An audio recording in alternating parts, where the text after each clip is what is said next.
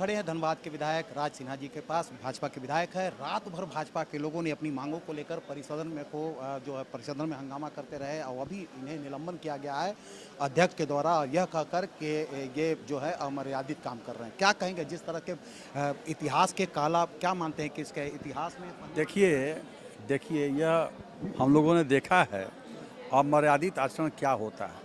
जब रघुवर दास की पिछली बार सरकार थी और जब माननीय दिनेश उरांव जी स्पीकर थे, उस समय ही ये विपक्ष के लोग स्पीकर के ऊपर जूता तक फेंक चुके हैं, कुर्सी माइक टेबल तोड़ चुके हैं, स्प्रे फेंक चुके हैं, कागज़ पत्थर पाड़ के फेंक चुके हैं।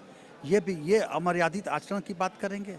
हम लोग तो महात्मा गांधी के दिखाए रास्ते पर लोकतांत्रिक तरीके से अपनी बातों को और अपनी बातों के क्या मुख्यमंत्री जी का इस राज्य के जनता के, इस राज्य के युवाओं के जो सवाल थे, इस राज्य के युवाओं से जिन्होंने वादा किया था कि 2 साल में 5 लाख लोगों को नौकरी देंगे, उसके लिए जवाब मांग रहे थे।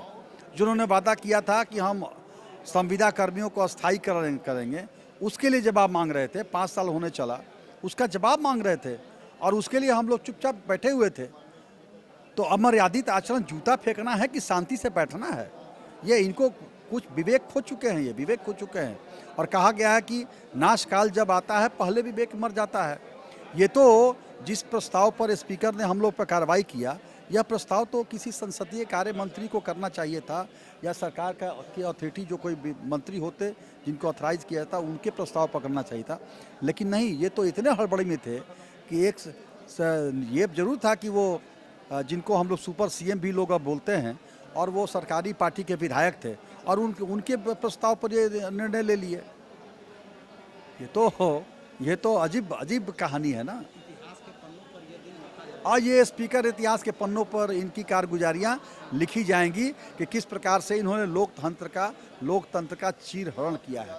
और इसीलिए आज इन्होंने पत्रकारों के भी प्रवेश पर प्रतिबंध लगा दिया था, क्योंकि सोच के आए थे कि आज हमको जा करके वहाँ कमाल दिखाना है, अलोकतांत्रिक कार्य करना है, अमर्यादित आचरण करना है, और इसलिए लोग जनता तक न पहुँचाए, इसीलिए पत्रकारों पर भी प्रवेश पर प्रतिबंध लगा था। आज एक सवाल खाली, लास्ट विधानसभा का सत्र चल रहा है, राज सिन्हा के ऐसे मन में क्या रह गया जो अभी विधानसभा अपने क्षेत्र में जो नहीं हो पाया? नहीं, बिल्कुल इस सरकार में जो आशा थी विकास की, क्योंकि पिछली बार रघुवर दास की सरकार थी तो विकास के बहुत काम हुए थे।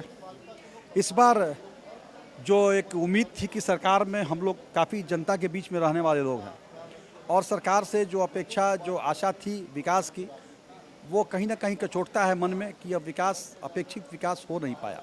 क्या करेंगे? जनता के बीच में जाएंगे, लेकिन जनता का सवालों का, जैसे अभी भानु जी ने कहा कि विदाई का वक्त आ गया, अब जनता में इनको जवाब देना होगा, क्या कहेंगे आप? बिल्कुल, हम लोग तो पूरी जनता तैयार है इस बात के लिए कि जब चुनाव आएगा तो अभी तो ये रात में हम लोग का सदन में बत्ती गुल किए थे, जनता इस बार इनकी बत्ती गुल करेगी, कांग्रेस जेएमएम सरकार की बत्ती गुल करेगी। सरकार मतलब अगली सरकार आपकी बनेगी, एकदम दावा करते हैं? बिल्कुल भाई, लोग तुलना कर रहे हैं ना कि जब भारतीय जनता पार्टी की सरकार थी रघुवर दास जी के नेतृत्व में, उस समय जो विकास के कार्य हुए और आज जो कार्य हुए, दोनों में लोग तुलना कर रहे हैं, तो पा रहे हैं कि वो सरकार बेहतर थी। ये है राज सिन्हा। इन्होंने कहा कि सरकार की बत्ती, यानी इस बार जो चुनाव में जाएंगे ये लोग, तो इनकी बत्ती गुल होगी, यानी जनता इन्हें ठुकरा देगी। और जिस तरह से अमर्यादित की बात सत्ता पक्ष कह रही है, सत्ता पक्ष को याद दिला रहे हैं कि जब आप विपक्ष में थे तो आपने अध्यक्ष के कुर्सी पर जूता और यहाँ तक के स्प्रे फेंका था। इन्होंने कहा कि अमर्यादित की भाषा हम नहीं, हम तो गांधी विचारधारा के हैं, लेकिन अमर्यादित की भाषा अगर सीखना हो तो सत्ता पक्ष के सीखे जब वो विपक्ष में थे। और इस बार आने वाले चुनाव में भाजपा बहुमत के साथ सरकार बनाएगी, और इस बार जनता भी तुलना कर रही है कि किसके शासनकाल में राज्य का विकास हुआ था।